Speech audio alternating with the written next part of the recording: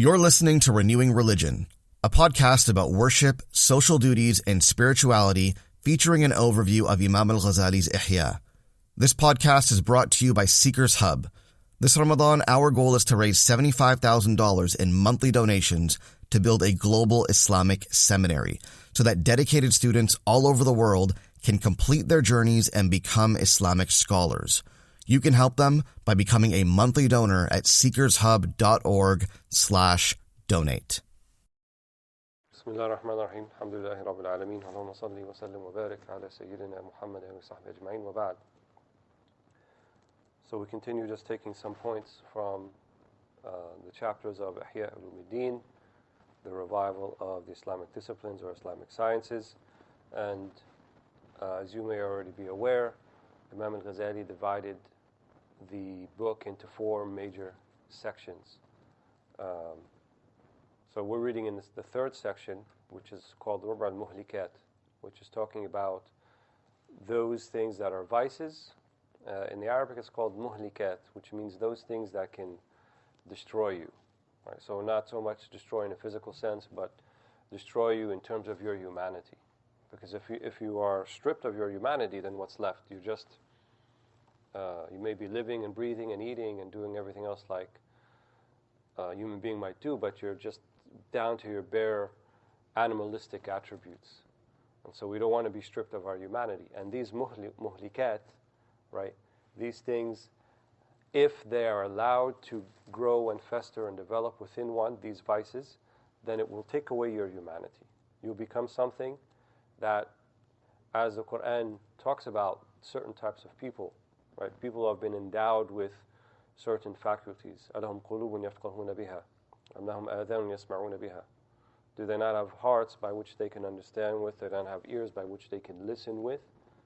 And if they don't use those faculties, أُولَٰئِكَ كَالْأَنْعَامِ بَلْ هُمْ أَضَلُّ. If they don't use those faculties, then they're like the an'am. They're like any other type of animal, beasts of burden, farm animals. بَلْ هُمْ أَضَلُّ.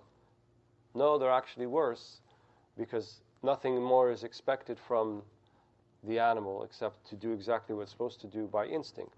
Whereas we have been endowed with these remarkable faculties, right, of understanding, of insight, of nutq, of speaking, right, and sharing, disseminating that which we learn and spreading it to others. These are all very important, valuable, unique qualities to the human condition.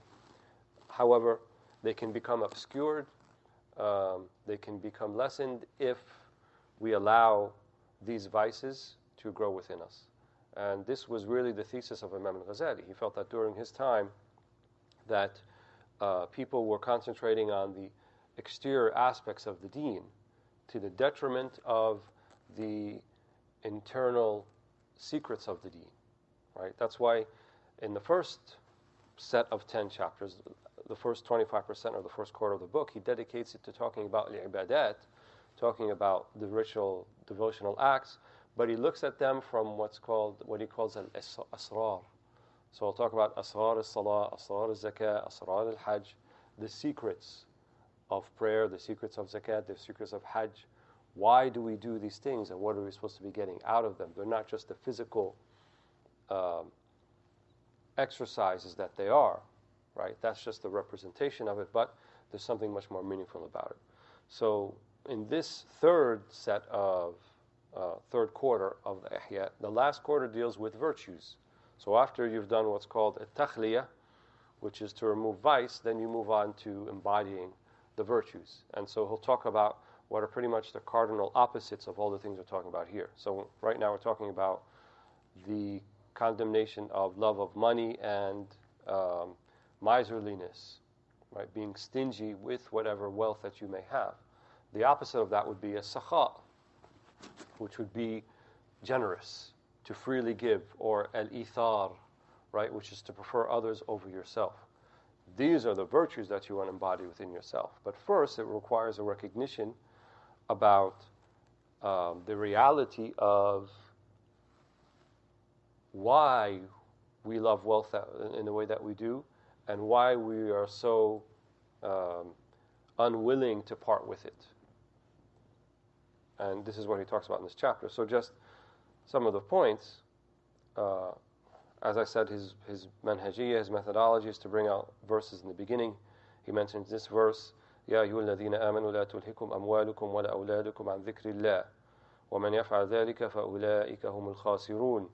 And another verse, إِنَّمَا أَمْوَالُكُمْ وَأَوْلَادُكُمْ فِتْنَةٌ. O you who believe, do not allow your wealth and your progeny, your children, to distract you from the remembrance of Allah subhanahu wa ta'ala. And whoever does so, then they will be amongst those who are in a state of loss, or are the losers. And another verse, إِنَّمَا أَمْوَالُكُمْ وَأَوْلَادُكُمْ فِتْنَةٌ. Verily, your wealth and your progeny are a source of fitna, right? People will read these verses, and at first glance they will say, well, then that means wealth and children are wrong. Because if they're going to be fitna, and they're going to be something that distracts me from the remembrance of Allah, then why should I have them to begin with? Then perhaps I should remain celibate and remain single. And perhaps I should retreat to an area where I'm not in need of wealth. I can live out in the forest and just pick from the acorns and live like the squirrels. But that's not what the deen is telling us, right? Allah subhanahu wa ta'ala says in another verse, Al-Qur'an yufassiru ba'duhu ba'da, as they say. The Qur'an, it explains some part of it with another part of it. وَنَبْلُوكُمْ بِالْخَيْرِ وَالشَّرِّ فِتْنَةً. And we will test you, right, with good and evil as a source of tribulation. So the source of tribulation need not be evil in of itself. The source of tribulation need not be evil of itself. How else can we explain when the Prophet ﷺ says to Mu'adh ibn Jabal, when he led the prayer and he took too long, he said, أَفَتَّانًا أَنْتَ يَا مُعَاذ. Are you trying to be a source of fitna? So what should we understand from that? That a longer recitation of Qur'an is wrong? It's not praiseworthy? No, it is praiseworthy, obviously, but take it in its proper context, right? Because if you do it out of its context, you do it within a fard, obligatory prayer, and then there are people praying behind you who are unable to stand so long, then you are causing a tribulation for them that is unnecessary. Because it's not necessary for you to take so long in an obligatory prayer where you're the imam. You want to pray for longer by yourself, you're free to do so. So it's still khair in of itself, fi haddi dhati, that thing, but when it's put in a particular context, then it can be a source of tribulation. So wealth in of itself is not wrong. Why? This is how the dunya works, right?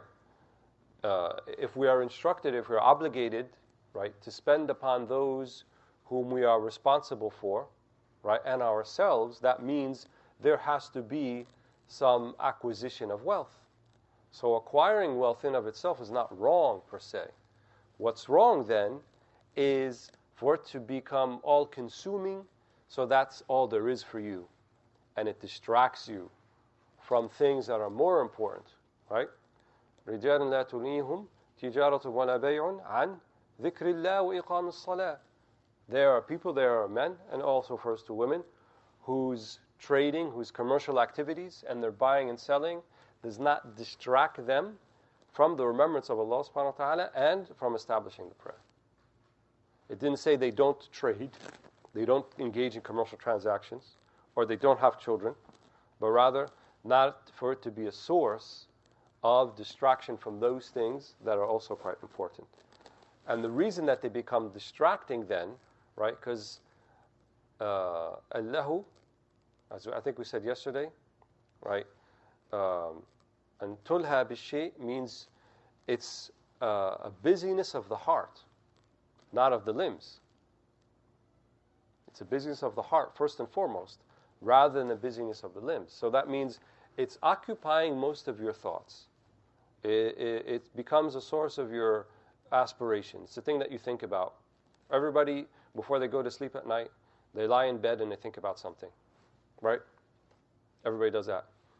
What is it that you lie in bed thinking about before you go to sleep? Do you think about how much money I have in the bank and how much more do I need to have? Or do you think about, the children, what do I need to do to, prepare them for tomorrow? What do I need to do when I wake up in the morning? Or do you think about deeper, more ponderous questions about you and your relationship with Allah and so forth? People think about many, many things, right? Where you're at that particular point, these are the things that are working, right, in your sort of subconscious, as we talked about yesterday. So, if you are preoccupied with those things that are supposed to be merely a means and they're not an ends, like wealth, it's only supposed to be a means, but we become so attached to it because we treat them like objectives in of themselves. We treat them like they're ends, and they're just means. And so that's why he calls it them hubb al-mal. He didn't say them al-mal. He didn't say condemnation of money and wealth. He said condemnation of love of money.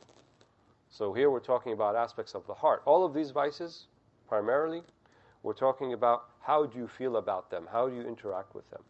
Where is it in your heart?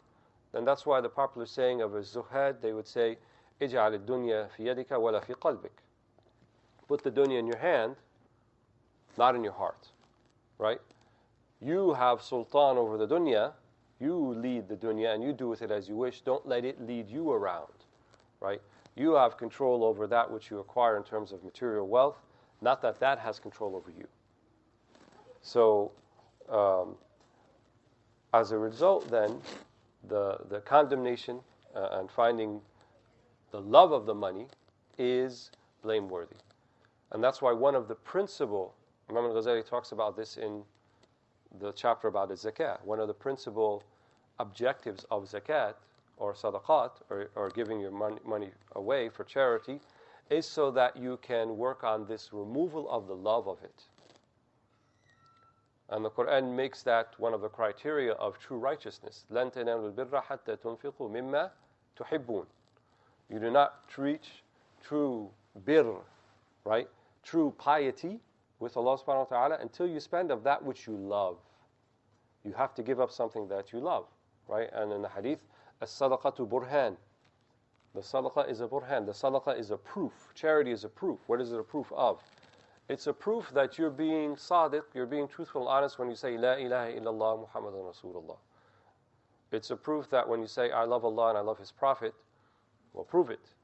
Are you willing to give up something that you love for the sake of Allah subhanahu wa ta'ala? Because if you're not willing to give anything up, then we'd have to say that you're a mudda'i. You're just a claimant, someone who makes a claim. But when you're put to the test, are you going to give freely, or are you going to hold on to it? That means your love is not secure. Your love is not that true. It's not honest. So that means then the zakat and the sadaqat go back to our own benefit.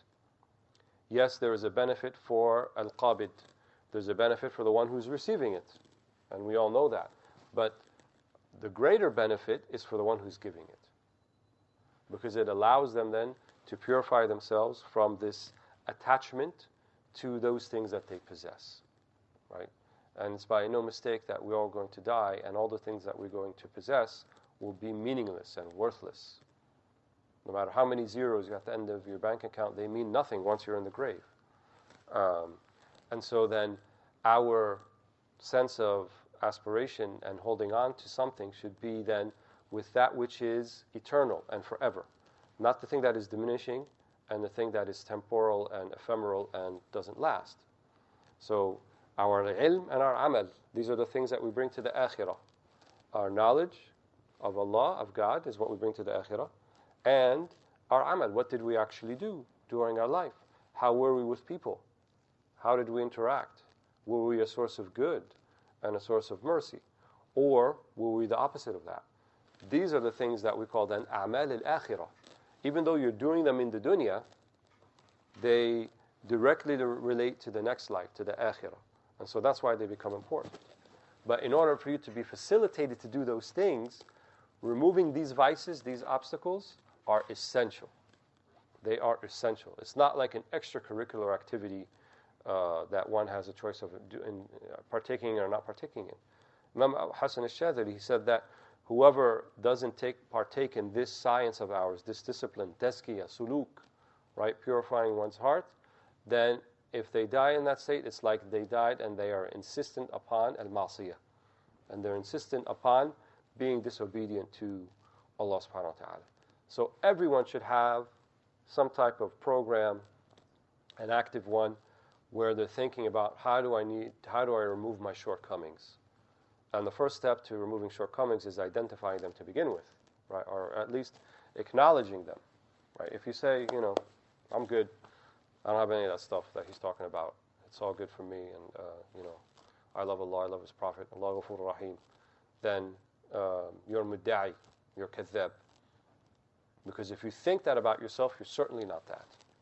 Because people who are really like that, who really have embodied these aspects, they don't think that. They always think that they're muqassir.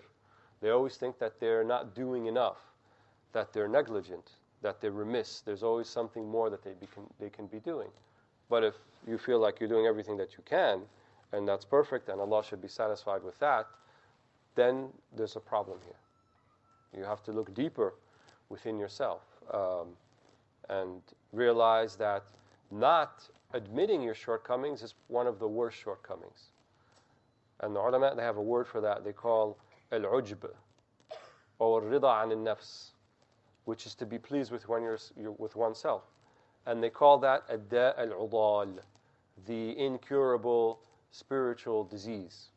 Because if you are pleased with yourself and you think that you don't have anywhere else to go to improve, then why would you make any effort to improve? And then you'll be stuck in the same place, spiritually that is, where you're at.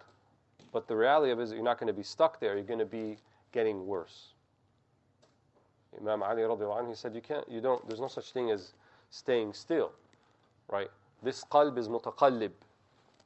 The heart means mutaqallib, means it's oscillating, means it's not steady. So it's either going up or it's going down.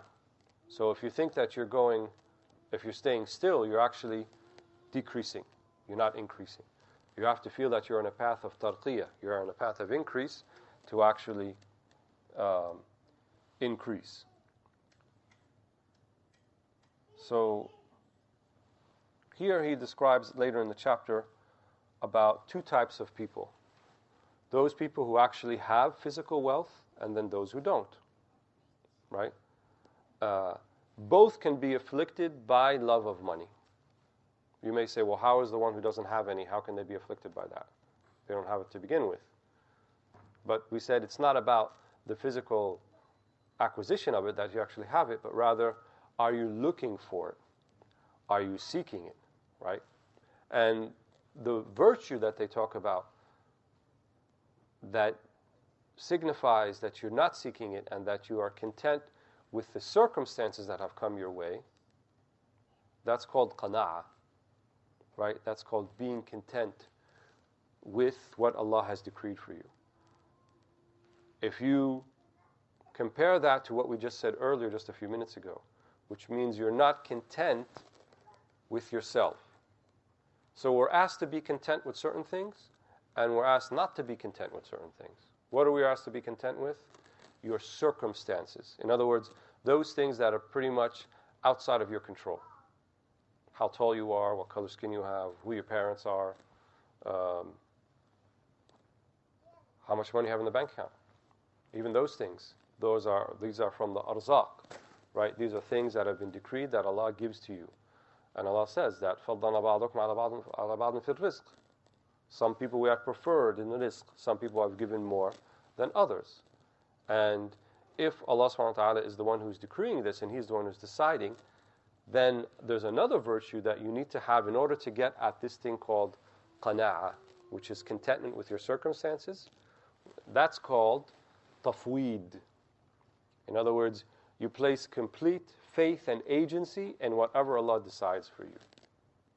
So if He decides for me relative poverty, and that's His decision, and that's what He wants for me, then who am I to object? Yes, it's difficult. It's not easy. I can't buy the nice things that other people may be able to buy. But if that's what Allah wants for me, then who am I to object to that? Because ultimately I believe whatever He decides for me is what's going to be right for me. Allah is going to do right by me. Conversely, if one has been given wealth, right, then the virtue that should be associated with that, what they call today disposable income, right? Disposable income means you have more money than your needs. So if you have that, and I would venture to say most, if not many, people living in countries like Canada or the United States or more of these prosperous Western countries, most people have some amount of disposable income. In other words, they cover their needs and then some. So they have something, they can do with it. So what then is the virtue that becomes associated with someone in that position? Then we would say as-sakha wal-ithar. Right? Sakha means freely giving and being generous with it and preferring others over yourself. Those are the attributes associated with someone who has excess. Now, if someone who doesn't have that much has those things, right, has ithar and sakha, but yet they don't have that much to begin with, but they're willing to part with it so easily, right, then this is a very, very high maqam, right, very high. The Quran describes people like this. الَّذِينَ يُؤْثِرُونَ عَلَى أَنفُسِهِمْ وَلَوْ كَانَ بِهِمْ خَصَاصَةٌ. The ones who prefer others over themselves, even if they have difficult situation. وَلَوْ كَانَ بِهِمْ خَصَاصَةٌ.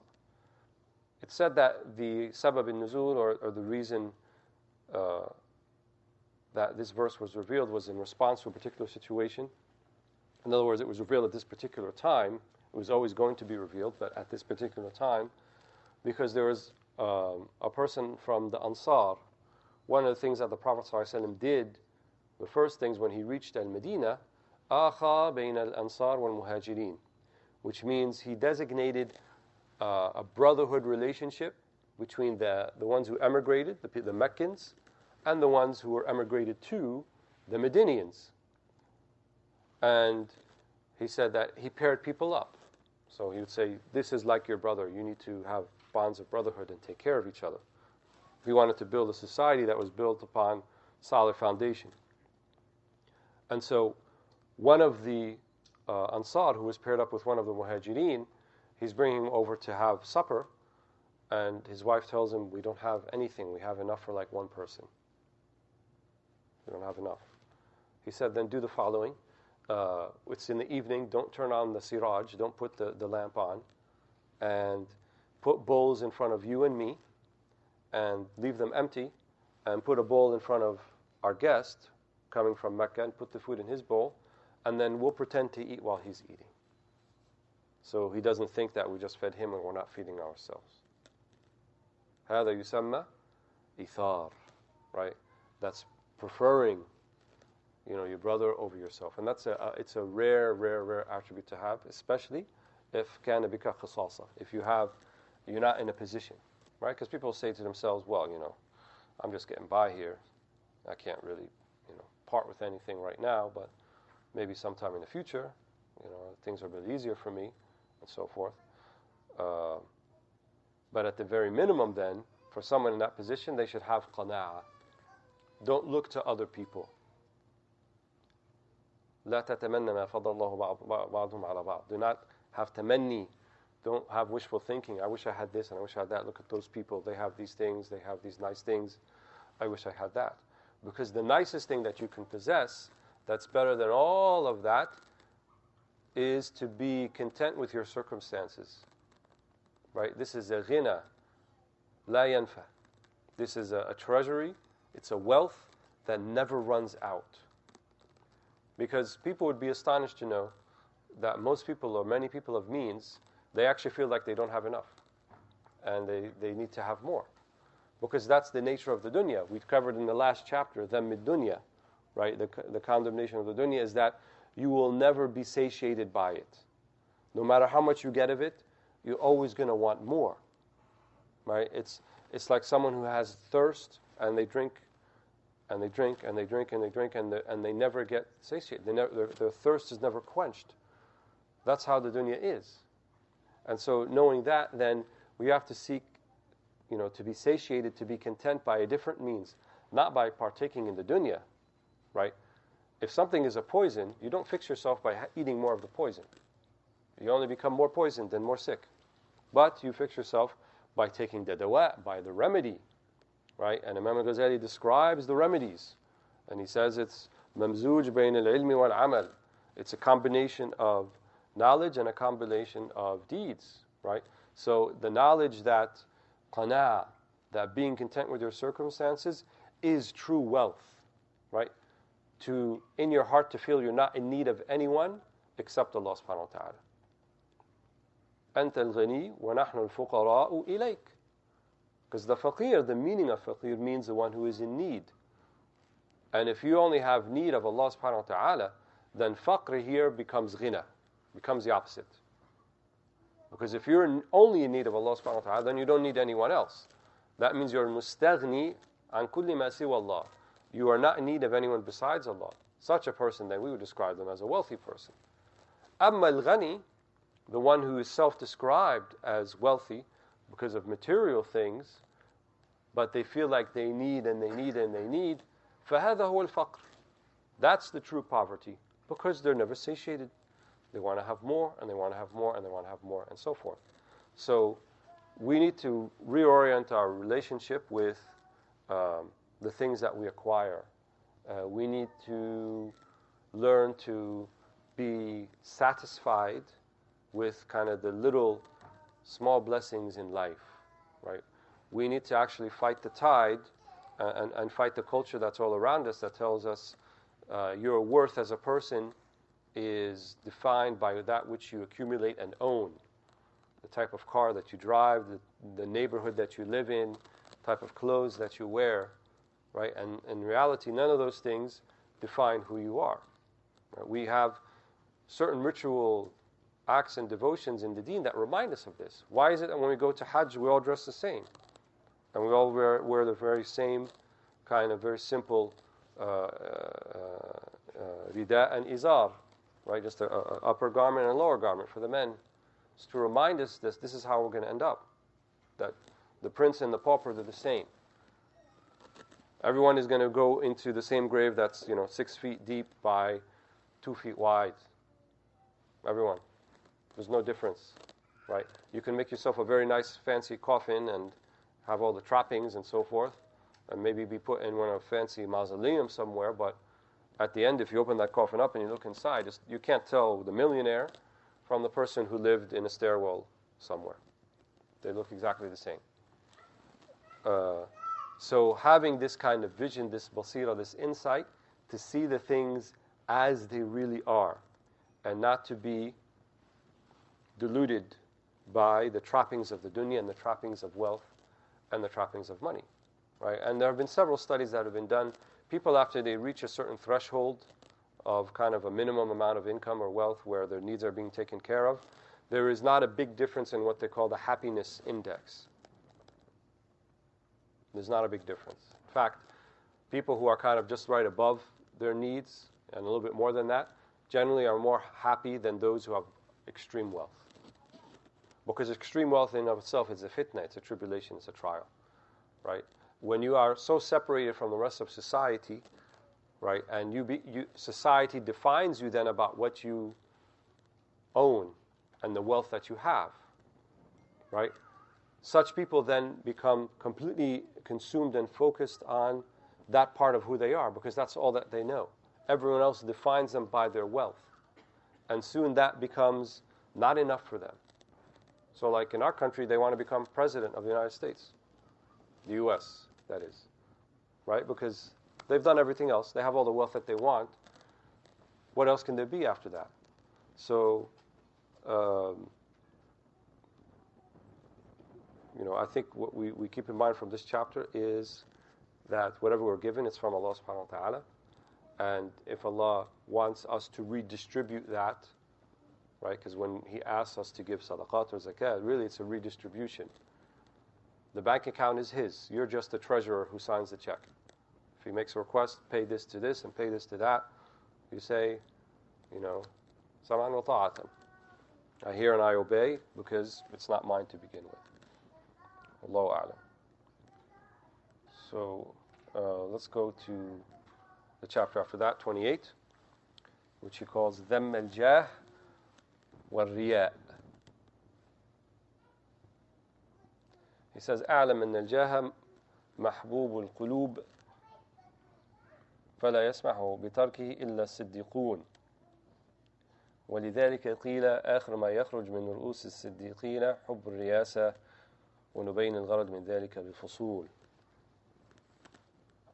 So, jah and riya. Jah means status and prestige, reputation, how people view you. And he said this is one of the most beloved things to people, how you are viewed by others. And very, very few people are going to let go of that, that inclination to think about how people view them, except he calls a siddiqun. And a siddiq is the highest spiritual aspiration one can aspire to. It's the maqam of Abu Bakr as-Siddiq, radiallahu anhu. So for non-prophets, people who are not prophets and messengers, obviously this is the highest thing that they can aspire to. And he said that's why they say the last thing to exit from the heart of the Siddiq, of the truly penitent, pious Siddiq, is love of leadership, to be in charge. Why? Because when you're in charge, when you're a leader, people are looking at you for influence, for inspiration, and you are generally regarded as someone who's important, right? Because people divide societies into leaders and into followers.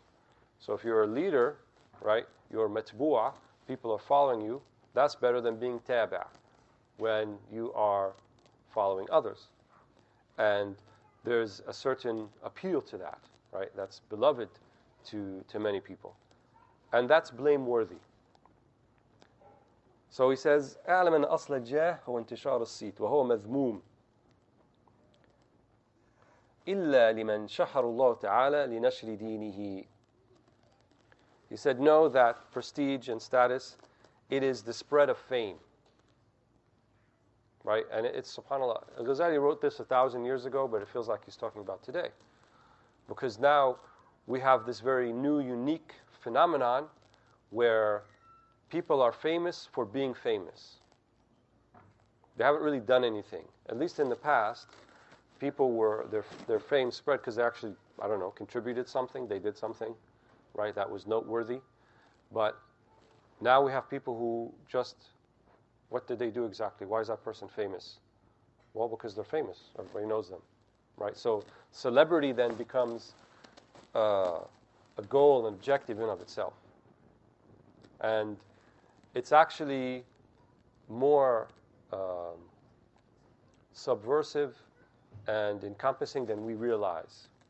Because even if you look to the new business models, right, the most valuable corporations in the world, their business model is predicated not on very high profit margins, but on huge volume.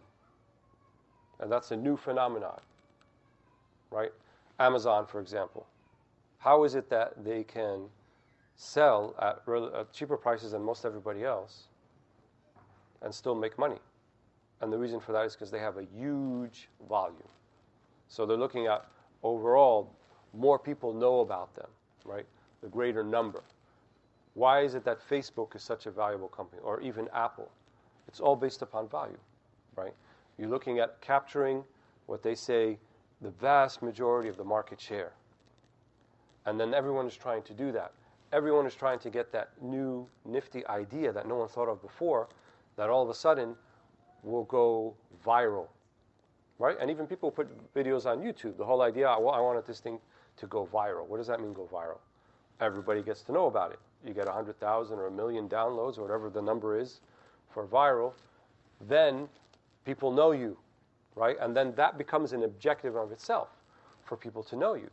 So people will do all sorts of outlandish things, make funny cat videos and what else that people do, and take pictures of people in inopportune times in videos and kind of moments that they're compromised, all for fame, all so that this can spread and then they get to be known and they reach the objective of being known, just for being known.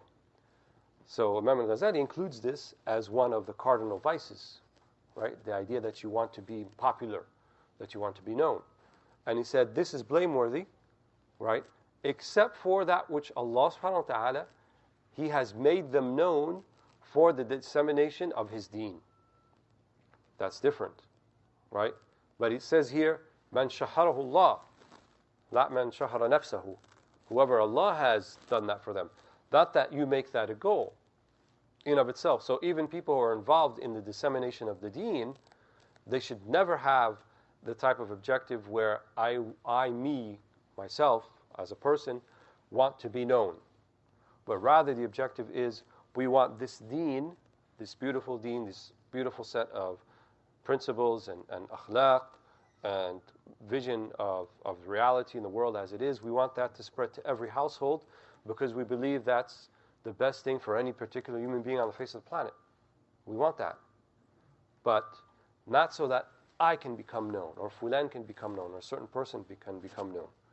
Right? And our teachers, they used to say, al-dhuhur yaksur al-dhuhur. Dhuhur, manifesting, being known in front of people, breaks backs. Because once you're out in a public arena, right, once you're there, then you also become a target. You become an object. Because it's also very satisfying for people who are envious to knock you down. So the mistakes that you make will be more magnified because everybody's watching them while you're doing them. Whereas a satr, right? Satr means to be concealed, right? They call it a satr al-jameel, beautiful concealment, right? No one would put those two words together nowadays unless it's something that they're not proud of. But the reality is, all of us have things we're not proud of. All of us have things about us that we would not want other people to know, that we would not to be divulged and people to see. I don't want anyone seeing what I'm thinking about inside my head all the time because of other things I'm not proud of. So why would I want that to be public? And so any good opinion that people may have of you, in order to overcome this love of prestige, don't attribute it to anything that you did in particular, but rather to what Allah has concealed of your shortcomings from others. Allah has concealed shortcomings. He's shown people the good side of you, and He chose to conceal the bad side of you, and so that people don't have a good opinion of you. So even when people praise you, right, either to your face or you read about it or something like that, or you hear about it, say, Alhamdulillah, Satrullahi Jameel.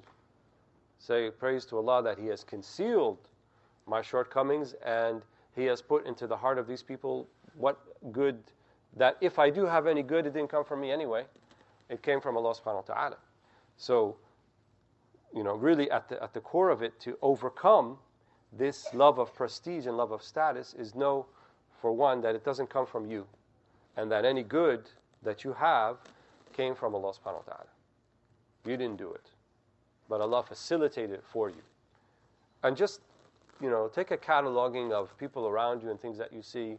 How many are the people who strive so, struggle with certain things and try to do them, and you know that they have it within them, but somehow things don't materialize, and yet other people come so easy, right? Other people just like that. They do something outlandish, they become very famous, and people throw money at them and give them money to attend their parties, and you think they have the life. And it just came like that. Don't judge the book by its cover. Don't judge by the way it looks. If Allah wants that facilitated for you, He's going to facilitate it. If He does not want that facilitated, then you're going to remain, right, in your beautiful concealment. And the ulama of tazkiyah and suluk, they said that you need to have a period of khumul, right? If you're going to be the type of person where people are going to learn about the deen via you, you become an exemplar, you become a Muhammadan heir, a warith Nabi sallallahu alaihi wasallam, and then you may become known as a result, because how else are people going to know about it? Then you need to go through a period of training where you are actively seeking the opposite. You are seeking concealment. or you're seeking obscurity, right? Ibn Ata al-Sakandari said that that thing which is not buried in the ground of obscurity will not later bear fruit, because it's like a seed, right? The seed, as you look at it, doesn't look like anything. But in order for that seed to turn into something, right? To turn into later into a banana tree or a mango or an avocado, whatever it might be, you got to put it in the ground. You have to conceal it completely. It's not there. You don't even know it's there. But it goes through a period of irrigation, right? Training, mu'alaja, right? The farmer is taking care of it, and he's, checking it every day, and, watering it when it needs to be watered and so forth, and putting fertilizer until after he bears the fruit of his labor, when the thing actually comes up and it sprouts and it bears fruit. And now you see for what it is, but you don't know how that thing started. You don't know the beginning. You don't know where it came from, right? But something that just sprouts out like that, out of nowhere, what do we call that? So I'll say in one voice, what do we call that? Weeds, right? Weed you don't have to do anything to. You don't have to put seeds or anything. It just sprouts out. And they're unseemly. They're ugly. They don't belong there. They just sprout out of nowhere. Yes, there's dhuhur. There's manifestation, and you can see it. And maybe from far away it looks like a plant or something, or a tree. But once you get close and you look at it, it's a weed. And the thing about weeds is, if you grab it, do you have to pull that hard to take it out? No, you don't. It comes right out. Because it didn't have a cess. It didn't have a foundation. But go try pull out the banana tree or the mango tree, right? You can't. It's impossible. It has roots. It's spread. It's thabit, right? وَفَرْعُهَا فِي السَّمَاءِ, right? And then its fruits bear in the heavens and in the sky. So we want to be like the fruit trees. We want to cultivate ourselves, right? Cultivate our inner life, cultivate our character, build ourselves. If Allah subhanahu wa ta'ala then decides that after we've done this period of cultivation that He wants this to bear fruit and others may benefit, that's up to Him. He decides that. But we should always remember that our asl, our foundation, our original state, that we were just a seed in the ground, that Allah decided for it to bear fruit or not. So I think we've coming up upon Maghrib. I will stop here, inshaAllah. And I thank all of you for listening. I don't think I have another session except for after Maghrib briefly for the fundraiser, but it was a pleasure to come back to the hub, even for a short 2 days. Alhamdulillah, and I thank everybody, Shaykh Farad, Sidi Amr, and the rest of the team, Omar, who facilitated this.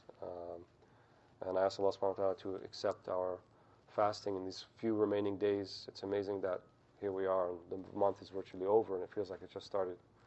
So we ask Allah subhanahu wa ta'ala to not deprive us from another Ramadan, that He gives us the blessing of this Ramadan, that He allows us to grow in the coming year until we reach the Ramadan of next year, and then we even get more out of it, inshallah. Alhamdulillah Rabbil Alameen. Thank you for listening to this Seekers Hub podcast. To listen to the rest of our shows, please visit seekershub.fm. You can also subscribe to our weekly email newsletter called Compass, where we'll send the best of Seekers Hub's content straight to your inbox every single week. To get on the list, visit seekershub.org/compass.